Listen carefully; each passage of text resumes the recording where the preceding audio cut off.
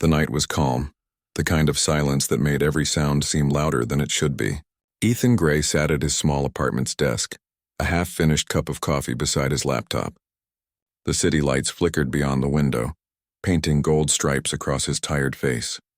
He had been working late again, freelance coding jobs fixing security software for small companies. It was boring, lonely work, but it paid the bills. That's when he heard it. A knock, 3 gentle raps on his door. He frowned. Nobody ever came to visit him at midnight. His neighbors mostly kept to themselves, especially the one who'd just moved in across the hall. He'd only seen her twice, and both times she wore an oversized hoodie and sunglasses, even indoors. Strange, but not stranger than most city people. The knocking came again, softer this time, almost hesitant. Ethan rose, brushing his messy hair out of his eyes, and walked to the door. "Who's there?" He called out a pause. Then a voice, calm, clear, and oddly musical. "Ethan Gray, I need your help." He froze. She knew his name. He hesitated, then unlocked the door and opened it a few inches. There she was, the new neighbor. But under the dim hallway light, Ethan realized she wasn't quite what he'd imagined. Her eyes shimmered faintly, shifting colors like oil on water, silver, blue, violet. Her skin had a faint glow, like moonlight brushing her cheeks, and though she looked human, something in her face felt too perfect.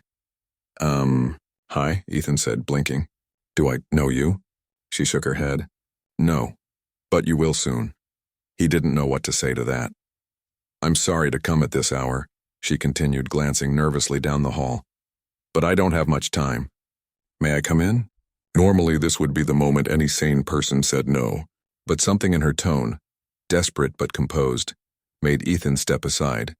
She entered quietly, her eyes scanning the room like someone expecting danger to leap from the shadows. He closed the door behind her, and only then did he realize her clothes were damp, as if she'd walked through a light rain. But it hadn't rained all day. Ethan crossed his arms. "Okay, mysterious neighbor. You have 30 seconds to explain why you're glowing in my living room." Her lips curved slightly, a nervous, almost smile. "I'm not from here. Not from your city or even your planet." He waited for her to laugh. She didn't. "You're serious," he said flatly. She nodded. "My name is Lyra. I come from a world you would call distant, very distant. I came here because humans are special, and because I need your help." Ethan stared at her. "Right, so you're an alien. From space, yes, and you need my help. Me, the guy who can't even keep a houseplant alive." Lyra tilted her head. "You underestimate your kind." "And yourself," he sighed, rubbing his temples. "Okay, let's say I believe you for now. What do you want?" She reached into the pocket of her hoodie and pulled out a small device, something like a glass cube with threads of light pulsing inside. It hummed softly, almost alive. "This is a quantum translation node," she said. "It allows communication between species. But it's damaged. Your world's technology is primitive, yet your mind and your computers might be able to repair it." Ethan blinked at her. "You came all the way from another planet to ask a freelancer to fix your alien Wi-Fi?" Lyra gave a quiet, amused breath. "Not exactly. The node holds information, coordinates, and evidence of something dangerous, something that could reach your world soon." Her tone grew darker. "They are searching for me. If they find me before I can repair this, Earth will no longer be safe." Ethan's sarcasm faded. The way she said it didn't sound like a lie. He took a slow step closer. "Who's they?" "Not my people," she said softly. "Rivals. A faction that believes humans are a threat, because of what you might become." "They'll fear you." That made Ethan stop. "They fear humans? Why?" "Because," Lyra said, her shimmering eyes meeting his, "you create without permission. You adapt faster than most advanced species. You see danger, and you find ways to overcome it. You fight impossible odds. In the wider galaxy, that makes you unpredictable and powerful." Ethan didn't know whether to laugh or feel proud. "You make it sound like we're superheroes." Lyra smiled faintly. "In a way you are. You just don't realize it yet." He stared at her for a long moment, his heart still half doubting but his instincts screaming that something real was happening. "Okay," he finally said. "Let's say I help you. What's in it for me?" She hesitated, as if weighing her words carefully. Then she said, "If you help me restore this device, you'll see what your world really looks like and from beyond your sky. And you might just help save it." Ethan considered that. A tiny part of him, The dreamer he'd buried under deadlines and bills flickered to life. He sighed and gestured toward his desk. All right, let's see what your cube can do. Lyra's shoulders relaxed slightly, the tension easing from her frame. She set the cube on his desk. The lights inside pulsed faster as if responding to his computer.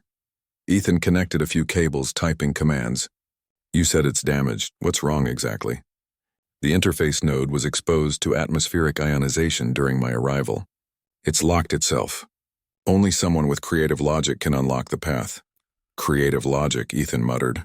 That's just a fancy way of saying you need someone who thinks outside the box. Exactly. Minutes turned into an hour.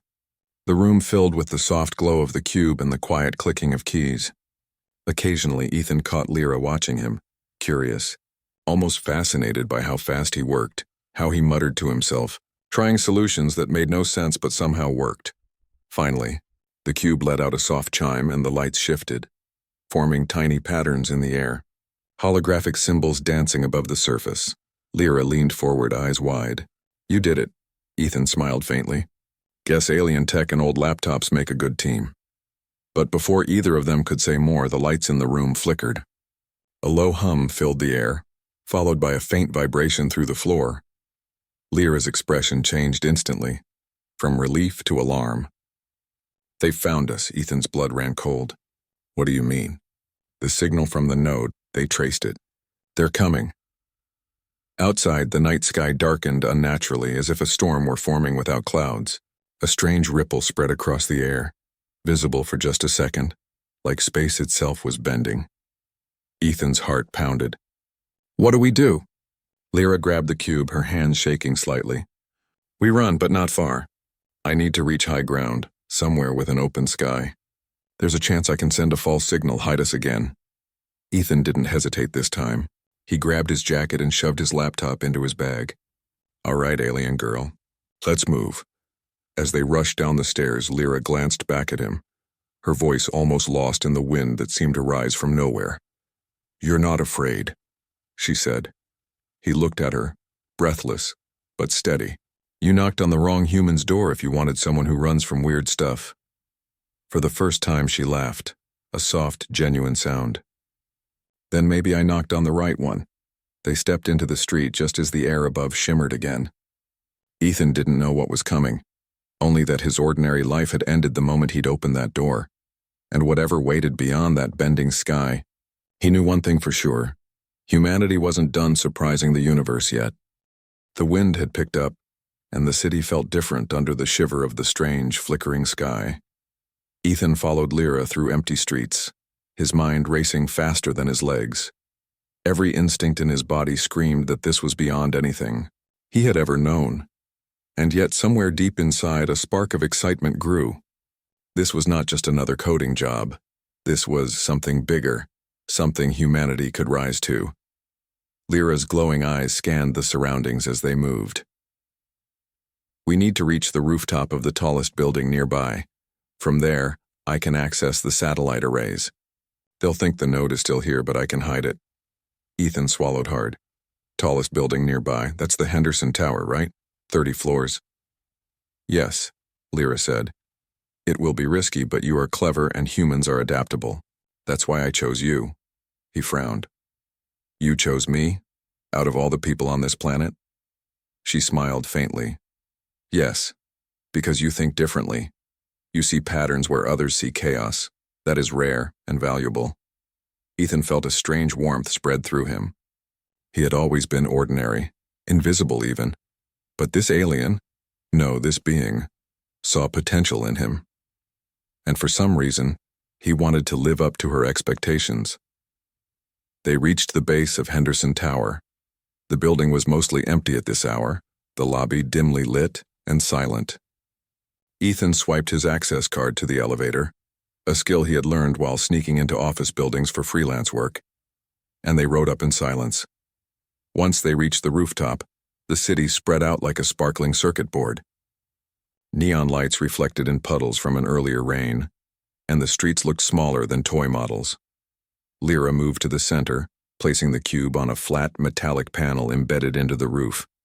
It hummed as if sensing the open sky above. Stand back, she instructed. Her hands hovered over the cube, fingers tracing shapes in the air. The holographic symbols from before reappeared, larger and brighter. I am sending a decoy signal.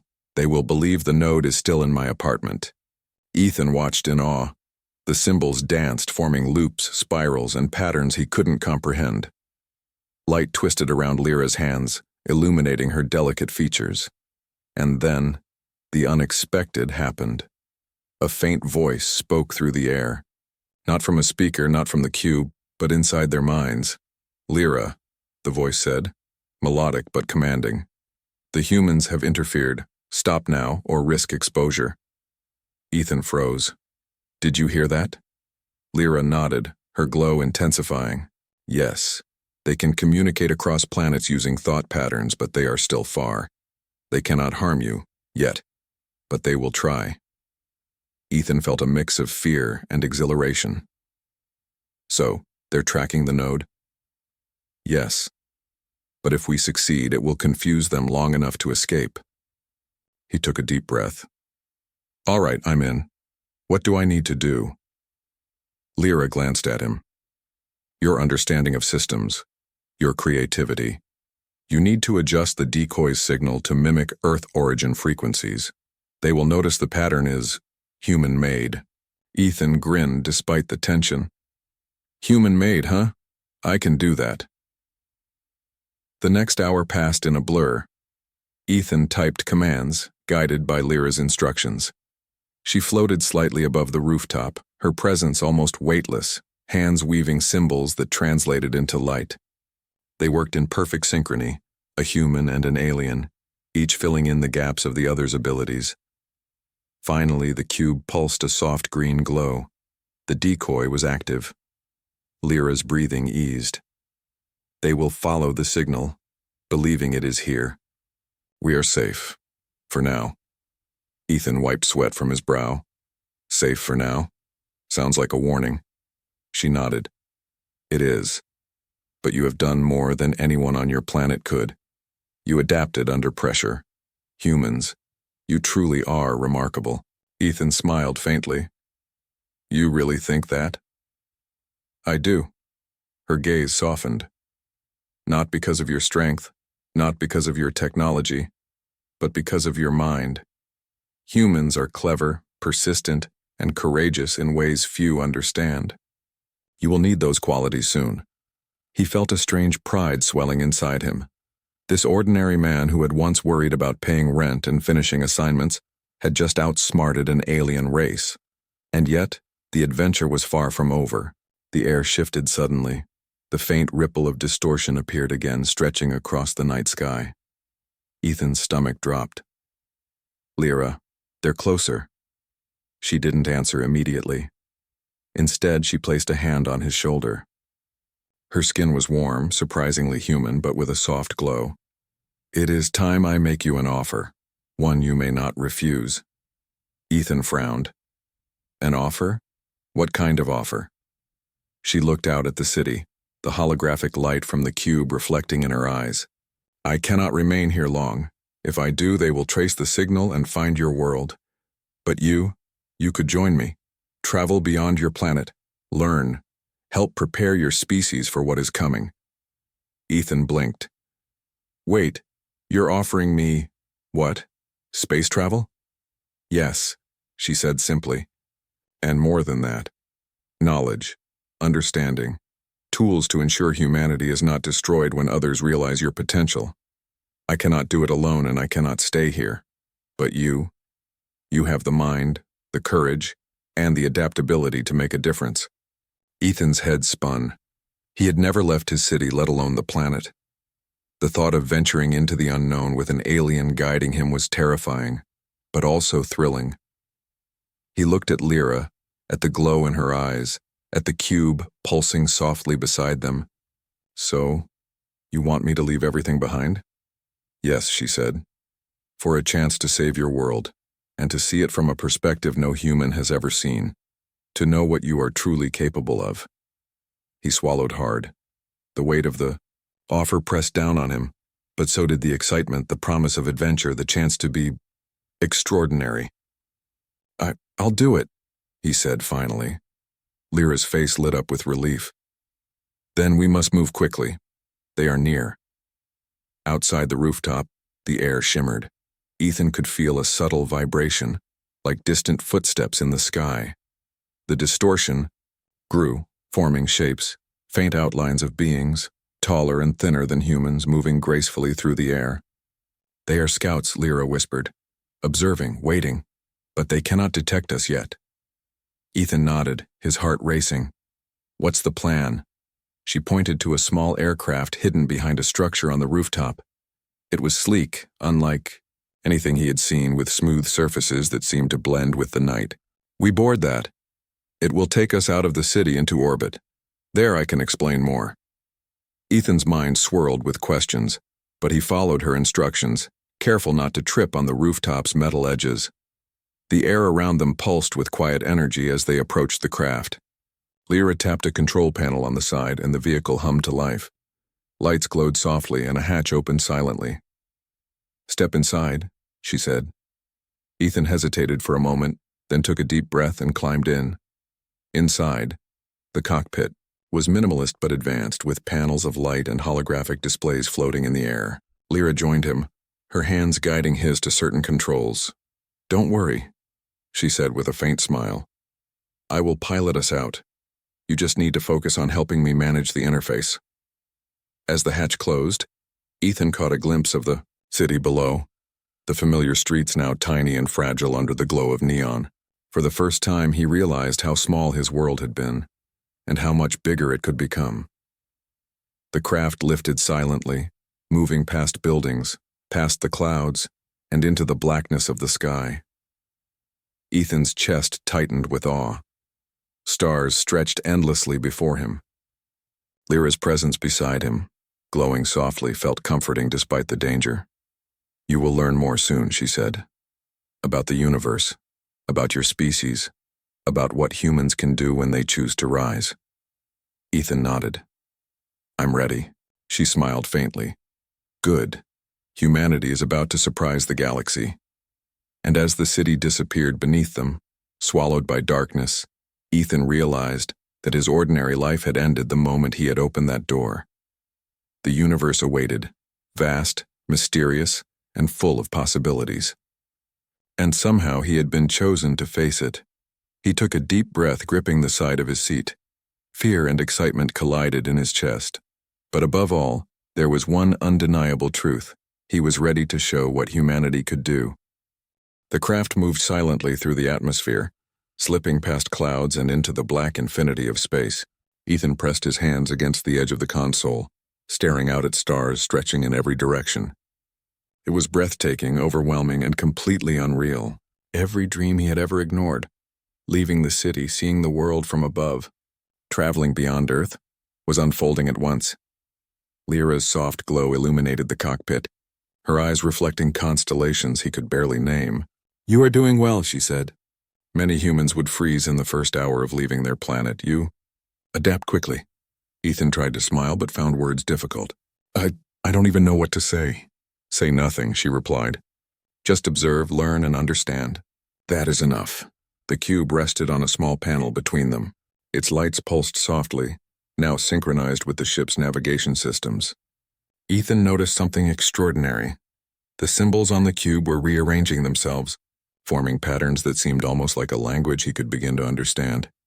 You're reading it, Lyra said, noting his gaze. Yes, you can. Humans have a natural ability to find patterns, to decode meaning even where none seems obvious. That is why we believe you can help your species survive what is coming. He frowned. Survive what? Lyra hesitated, her glowing eyes reflecting a distant sorrow. There are forces in the galaxy that would not hesitate to eliminate worlds they consider unpredictable. Humanity's potential, your creativity, your adaptability, your courage, and they make you unpredictable. That is why I came. That is why I chose you. Ethan's stomach twisted with equal parts fear and pride. He had never thought of himself as remarkable. But now, hearing it from someone who had traveled across stars, he felt the weight of possibility pressing against his chest. And what do I need to do? He asked quietly. Observe first. Learn second. And then when the time comes, act. Lyra's voice was soft but firm. I will guide you, but you will lead when your species must rise. Hours passed as they traveled through space. Lyra explained the basics of her technology, the structure of the universe, and the factions that had long observed Earth from afar. Ethan absorbed it all, his mind racing. He marveled at her intelligence and calm composure, but more than anything, he began to see his world differently, fragile yet full of potential, limited yet capable of astonishing growth. Finally, they approached a small space station, hidden in the orbit of a quiet, uninhabited planet. It was sleek and elegant, a place designed for observation and learning. Lyra guided the craft inside, docking smoothly. This is where I will teach you what you need to know, she said. Here humans can grow beyond their limitations. Here you can understand the galaxy without fear. Ethan stepped out onto the station's observation deck. The planet below was a swirl of blues and greens, untouched and alive. He had seen the Earth from orbit before in photographs, but this, being here, was beyond anything he had imagined. The reality of it made him gasp. Lyra turned to him, her glow dimming slightly in the soft light of the station. There is something you must understand.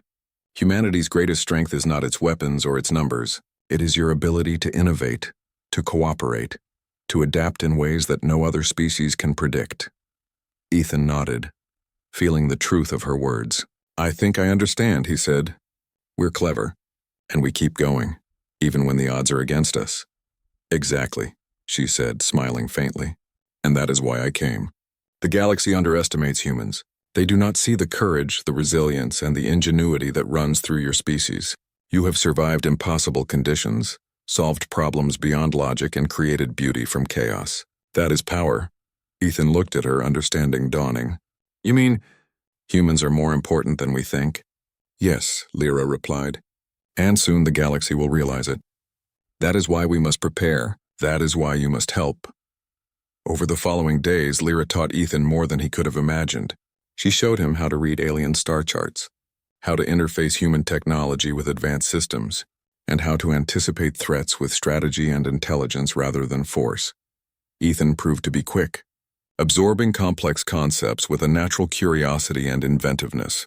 He made suggestions that even Lyra had not considered, combining human intuition with alien technology.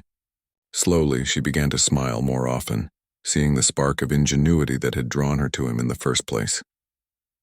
One evening, as they floated above the uninhabited planet, Lyra said, It is time you make your first contribution to humanity's future. Ethan's heart pounded. First contribution? Yes. The node you repaired. It contains data that can protect Earth from those who would harm it. But it must be adapted to human systems. You are the one who must do it, he swallowed hard. Me? You have the mind, the courage, and the creativity, she said. No one else on Earth could do it as well. You will show them what humans are capable of. Ethan knelt before the cube, his hands shaking slightly as he connected it to a human-designed interface Lyra had prepared. The patterns of light danced in his eyes as he worked, and for the first time, he felt the full weight of responsibility. Hours passed. He tweaked, adapted, and modified the node's signals. Lyra guided him when necessary, but let him make the decisions. Every choice mattered, and Ethan felt the thrill of discovery and creation running through him. Finally, the cube pulsed one last time. The signal was stabilized, perfectly compatible with human technology, yet still cloaked from those who sought to find it. Lyra placed a hand on his shoulder. You did it. You have done more than any human has ever done before. This is only the beginning. Your world will be safer because of you, and humanity will be ready when it must rise. Ethan exhaled, feeling a mix of relief, pride, and wonder. We really can do this? Yes, Lyra said softly. Because you are humans. Because you adapt, you create, and you never give up. That is why your species is extraordinary. That is why they will never predict what you can achieve. The words filled him with a courage he had never known. For the first time in his life, Ethan Gray truly believed that humans could rise to any challenge, and that he, too, had risen. Days turned into weeks as Lyra continued to teach him, preparing him for future missions. Ethan learned faster than she expected, combining his human ingenuity with alien technology in ways that amazed even her. Together, they began creating tools and strategies that could protect Earth and other worlds.